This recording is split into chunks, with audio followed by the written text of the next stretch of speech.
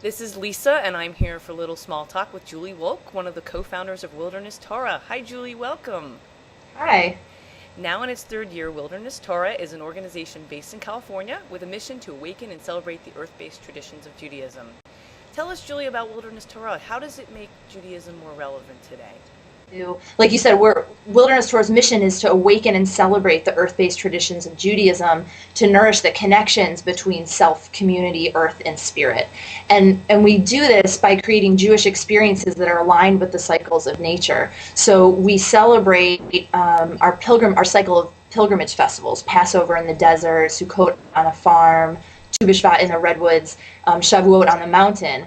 And we also do nature-based rites of passage, so a B'nai Mitzvah program for youth and solo wilderness experiences for adults that help us deepen our connection to the earth and to ourselves and navigate our life transitions. And then the third way that we do this is by actually teaching people to live more sustainably, how to garden, how to preserve food, so that we can engage in environmental tikkun olam. The idea is that we create experiences that inspire people. They both inspire people and give them the tools to engage in the healing of the earth. So at a time when people are really more concerned about the environment, and there's global warming and industrial agriculture and all of these things that people are more concerned about, this is an opportunity to connect people's love for the earth and their desire to make change with their Jewish expression, with their Jewish practice. So tell us more about the pilgrimage festivals. What exactly happens in one of these festivals? What's that experience like? Each festival is different, of course, because we're celebrating a different holiday each time. So, for example, Sukkot on the farm it's all about harvest and abundance and celebration and delicious farm fresh organic food. And Passover, for example, which we're going to be celebrating soon, is more introspective, and it's we tell the story of coming from slavery to liberation. And so we go down to the Southern California desert for 5 days on a wilderness camping trip, and we tell the Passover story, and we also look at what that means for us today. So, what are our personal, what do we personally need to be liberated from? How are we slaves, and how can we become more free?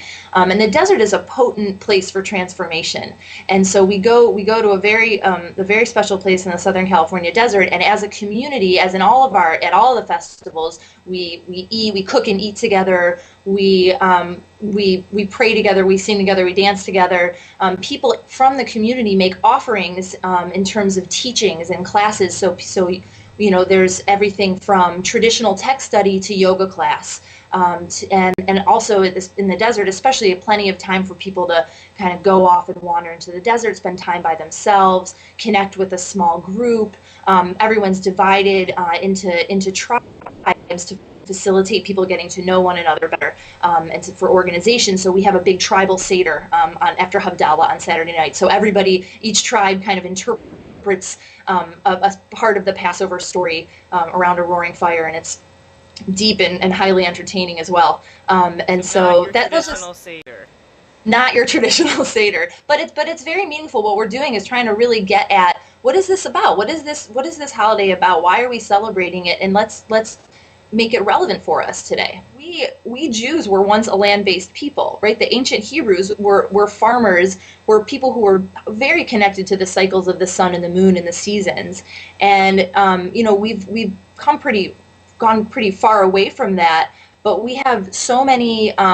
We're blessed. We have so many traditions, so many agricultural and earth-based land traditions embedded deeply into our faith. And we're not making this stuff up. It's all in there. And what we're doing is unearthing some of these traditions, many of which have been lost. Some of them not. I mean, Sukkot, Tu B'Shvat, those are kind of the obvious ones, but there's many more. And we're trying to unearth that and draw them out and make them relevant for people today. What I'd really like to know, Julie, is this a trend that you're seeing for Judaism, that we've got to create experiences, sort of tactile, hands-on experiences, interactive experiences for people to really appreciate Judaism, for it to be more relevant to them? Mm-hmm. Yeah, I mean, I think we're seeing this in a lot of different realms right now, and people are thirsting for a more meaningful, spiritual kind of religious practice, I think. And so what we're seeing is people that want to understand where do these traditions come from? Why are we celebrating them? How is this relevant to me? And forming community around that. How could somebody get involved with Wilderness Torah? Well, there's a couple of ways. So first, people are more and more coming from around the country to come to our pilgrimage festivals and to our rites of passage programs. And I realize that's not possible for all people to do. So, we hope, we're a tiny organization.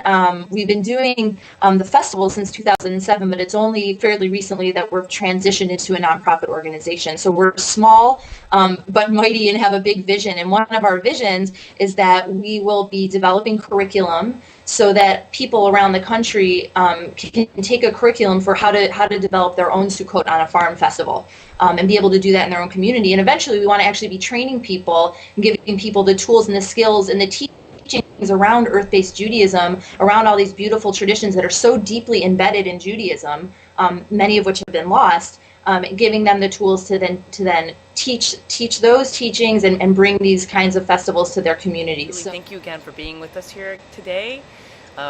Best of luck and happy Passover. And thank you. I hope that some people out there decide that they want to come to Passover in the desert this year. Well, we're gonna let our people know. I am Lisa, and this has been a production of Let My People Know, an outreach and engagement initiative. Thanks again, Julie. Great. Thanks so much.